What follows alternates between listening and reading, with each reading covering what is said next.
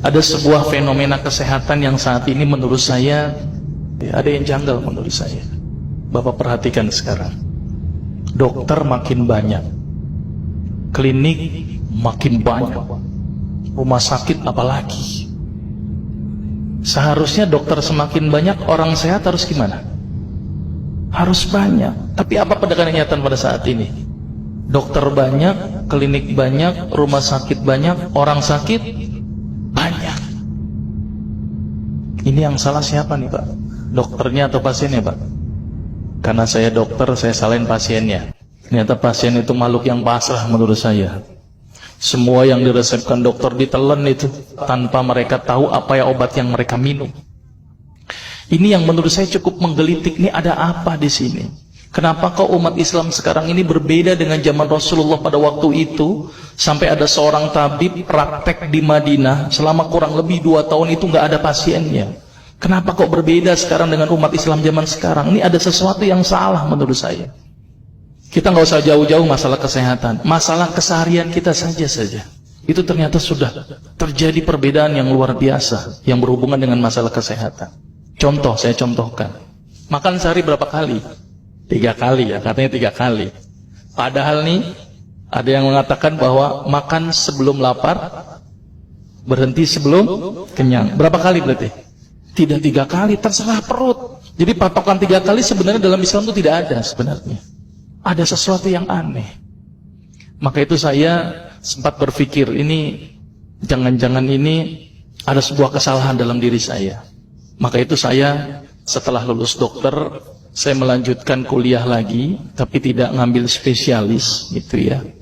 Jadi saya ngambil kuliah lagi jurusan tafsir hadis gitu ya.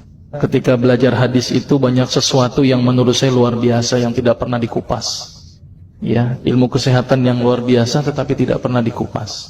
Nah, di situ saya bertemu dengan seorang ustadz, kemudian ustadz itu bilang begini. Ini latar belakang saya kenapa saya belajar pengobatan Nabi. Ustadz itu bertanya kepada saya begini, Dok, antum yakin gak sih dok kalau antum masuk surga? Saya jawabnya pada waktu itu apa? Yakin Ustadz, saya masuk surga karena Allah menurut prasangka hambanya. Tapi Ustadz itu bilangnya lain. Kayaknya antum masuk neraka deh. Waduh. Dia memberikan data-datanya ke saya. Maka saya bersyukur kepada Ustadz tersebut ya. Dia ambil pada waktu itu, mohon maaf ya, saya menyebut merek, mohon maaf. Lihat dok, Lovenox, obat yang dipakai untuk mengencerkan darah. Biasanya diberikan pada penderita penyakit jantung, stroke dan gangguan bekuan darah. Di situ tertuliskan kata apa? Porsin origi. Ada yang tahu porsin? Porsin itu isinya Pak, babi Pak.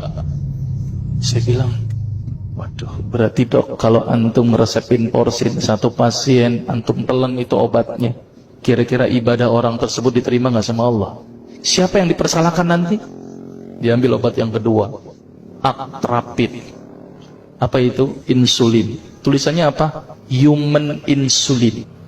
Jadi diambil dari manusia yang telah meninggal, diambil pankreasnya, insulinnya, yang menderita penyakit kanker pankreas, dibuatlah obat. Berarti dokter sudah menyuntikkan manusia ke dalam manusia. Diambil obat namanya analsik. Apa itu analsik? Obat untuk pusing. Ini di kalangan dokter sering resepin ini. Isinya apa? Antalgin dan diazepam. Makanya kalau orang minum obat ini pasti ketagihan, saya yakin. Karena kenapa? Karena mengandung diazepam. Diazepam itu apa?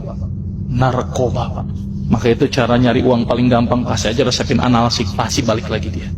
Karena kenapa? Narkobanya bikin kecanduan. Diazepam, fatwa ulama bagaimana? Haram. Diambil lagi obat batuk, kodein. Maka itu kita minum obat batuk langsung hilang batuknya karena kodein. Kodein ini ternyata derivat dari narkoba. Berarti dokter sudah resepin narkoba. Diambil semua obat sirup di depan saya, lihat dok, ada nggak yang tidak mengandung alkohol? Semuanya mengandung alkohol. Sampai saya pikir, Masya Allah, berapa ribu pasien yang telah saya resepkan obat-obatan haram tersebut. Ini yang menjadi kegelisahan saya Pak. Terus kemudian saya melihat ada sesuatu yang salah. Kenapa? Karena agama Islam tidak dipelajari secara benar. Banyak umat Islam saat ini belajar akidah, belajar akhlak, belajar fikih. Tapi lihat, pernahkah umat Islam di sini belajar masalah kesehatan Islam? Sedikit sekali. Kajian-kajian tentang kedokteran Islam hampir tidak ada. Makanya tidak heran sekarang umat Islam yang notabene hebat menurut saya katanya, tapi ternyata banyak yang sakit karena dilupakan aspeknya.